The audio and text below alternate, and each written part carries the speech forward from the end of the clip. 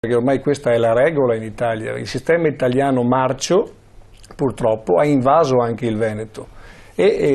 Prima lei diceva ma c'è mancanza di carenza legislativa. Questo è uno Stato che fa solamente leggi, ma certo è uno Stato che fa solamente leggi su leggi e ha seppellito il diritto.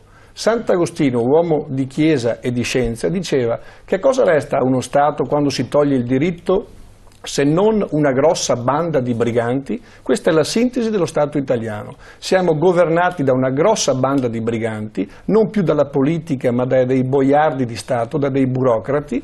La politica non esiste più e questi sono i risultati di uno Stato nato con la mafia, gestito con la mafia, e sono i risultati che abbiamo sotto gli occhi di tutti. Allora, adesso insomma, si è data tanta importanza ai fatti di Abano Terme, ma vorrei ricordare che oltre al Mose avevamo le COP a Roma, dove c'era dentro destra e sinistra, se ancora si possono identificare destra e sinistra di questo paese, perché credo non sia neanche più logico parlare di destra e sinistra. Si parla solamente di un sistema che è marcio dalla radice e che va sradicato, e per noi la soluzione si chiama indipendenza, naturalmente, con un sistema completamente diverso che tenga conto della democrazia diretta, e cioè del popolo che decide e non di questi fantomatici rappresentanti del popolo che poi fanno i salottini, no? E alla sera si trovano, prima bisticciano di giorno e alla sera vanno a mangiare la pizza e decidono come gestire il potere. E mi sembra sia evidente che questo Stato ormai tecnicamente fallito deve avere una soluzione, una svolta completamente